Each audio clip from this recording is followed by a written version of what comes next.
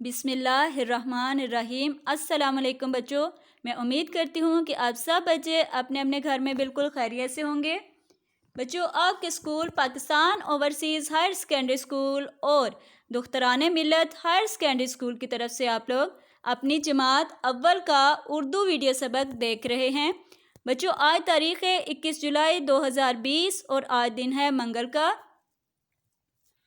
बच्चों, हमेशा की तरह सबक शुरू करने से पहले हम लोग अच्छी बात पढ़ते हैं। तो आज की अच्छी बात है, रसूलुल्लाह सल्लल्लाहु अलैहि वसल्लम ने इरशाद फरमाया, उसका हमारे साथ कोई ताल्लुक़ नहीं जिसने हमारे छोटों पर शफ़क़त ना की और हमारे बड़ों की इज़्ज़त व शर्फ़ को ना पहचाना। तो बच्चों, इस हदीस में रसूलुल्लाह सल्लल्लाहु अलैहि वसल्लम हमें बड़ों के साथ इज़्ज़त व एहतराम के साथ पेश आने का हुक्म दे रहे हैं और तमाम छोटे बच्चों के साथ शफ़क़त करने का कह रहे हैं। मुझे उम्मीद है कि आप सब बच्चे आज की अच्छी बात पर अमल करेंगे।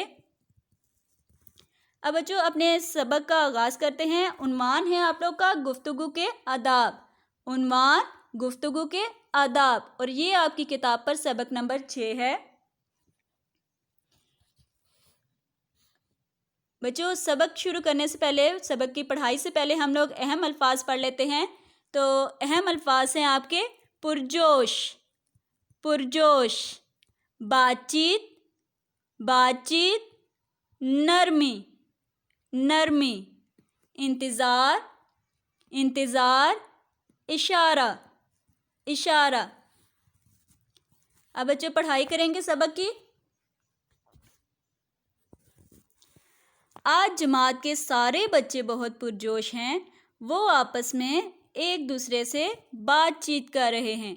उस्तानी साहिबा के जमात में दाखिल होते ही तमाम बच्चे खामोश हो गए। उस्तानी साहिबा ने पूछा, बच्चों, कल आपने चिड़ियाघर की सैर की, आज हम उस पर बातचीत करेंगे। सब बच्चे अपनी अपनी बात सुनाने के लिए एक साथ बोलना शुरू हो गए। किसी के बात समझ में नहीं आ रही थी। उस्तानी साहिबा ने जैसे ही चुप रहने का इशारा किया, सब बच्चे खामोश हो गए। अब बच्चों, इसके अहम अल्फाज आप लोग देख लें। सबसे पहला आपका अहम लफ्ज़ है जमात। जमात, पुरजोश, पुरजोश, बातचीत, बातचीत, दाखिल, दाखिल, खामोश, खामोश, चिड़ियाघर, चिड़ियाघर, बोलना, बोलना, शुरू, शुरू, चुप, चुप, इशारा, इशारा। उस्तानी साहिबा, बच्चों, बात करने के कुछ आदाब होते हैं। ऐसे बात करने से किसी के बात समझ में नहीं आएगी और ना ही मुकम्मल होगी। क्या सबका इकट्ठे बोलना अच्छी बात है? जी नहीं। सब फिर बुलंद आवाज़ से बोले। बच्चों, ये आपको कमरा जमात नज़र आ रहा है जिसमें उस्तानी साहिबा सब बच्चों को बारी बारी बोलने का कह रही हैं। ठीक है। अब बच्चों, नीचे एक जुमला लिखा है, ये भी हम लोग देख लेते हैं। पढ़ लिख कर अपने वतन की तरक्की में हिस्सा लें। ठीक है। अब बच्चों, इसके अहम अल्फाज आप देख लें। सबसे पहला आपका अहम लफ्ज़ है आदाब। आदाब, समझ, समझ, मुकम्मल, मुकम्मल, इकट्ठे, इकट्ठे, बुलंद, बुलंद, आवाज़, आवाज़। अब बच्चों, आप लोग को जो अहम अल्फाज बताए गए हैं वो आप लोगों ने समर पैक पे भी इमला में लिखने हैं। ठीक है। अब पढ़ाई के बाद हम लोग अल्फाज मायने करते हैं। सबसे पहला लफ्ज़ है आपका इकट्ठे। तो बच्चों, इकट्ठे का मायने होता है एक साथ, इकट्ठे, एक साथ। अगला लफ्ज़ है आपका गुफ्तगू। तो गुफ्तगू का मायने होता है बातचीत, गुफ्तगू, बातचीत। अब बच्चों, इसके बाद सवाल जवाब हम लोग करेंगे। सबसे पहला आपका सवाल है, बच्चे सैर करने के लिए कहाँ गए थे? तो ये आपकी पढ़ाई में भी आया था। जवाब है इसका, बच्चे सैर के लिए चिड़ियाघर गए। ठीक है बच्चों, ये सवाल वाला आधे से ज़्यादा जुमला है। बस कहाँ का लफ्ज़ आपने हटा के उसकी जगह चिड़ियाघर लिख देना। ठीक है, वो आपका जवाब बन जाएगा। उसके बाद बच्चों, सवाल नंबर 2 है आपका। सवाल नंबर 2, कमरा जमात में शोर کیوں تھا؟ تو اس کا جواب ہے بچے چڑیا گھر کی سیر کر کے بہت پرجوش تھے، اس لیے وہ ایک دوسرے سے بات چیت کر رہے تھے۔ بچوں نے جو چڑیا گھر میں جو دیکھا تھا وہ سارے ایک دوسرے کو بتا رہے تھے، ٹھیک ہے۔ اب بچوں اس کے بعد آپ کو توڑ جوڑ نظر آ رہے ہیں، یہ سامنے توڑ اور جوڑ ہیں۔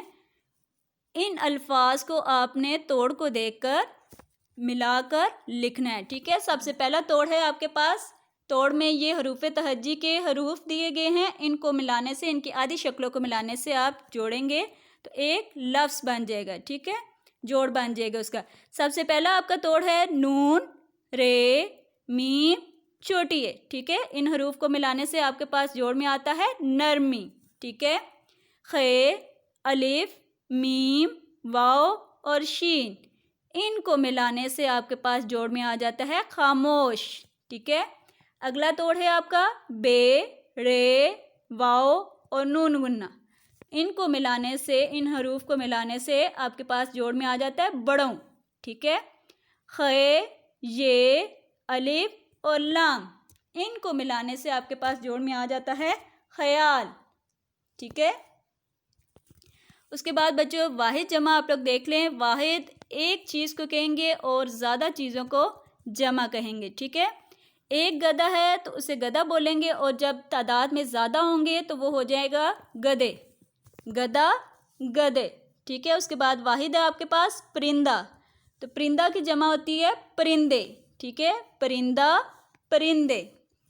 طوطا، طوطا کی جمع ہوتی ہے طوطے، زیادہ تعداد میں ہوں گے تو طوطے ہوگا، ٹھیک ہے، طوطا، طوطے۔ اس کے بعد اگلا واحد ہے گھوڑا، اور اس کی جمع ہوتی ہے گھوڑے، گھوڑا، گھوڑے، ٹھیک ہے۔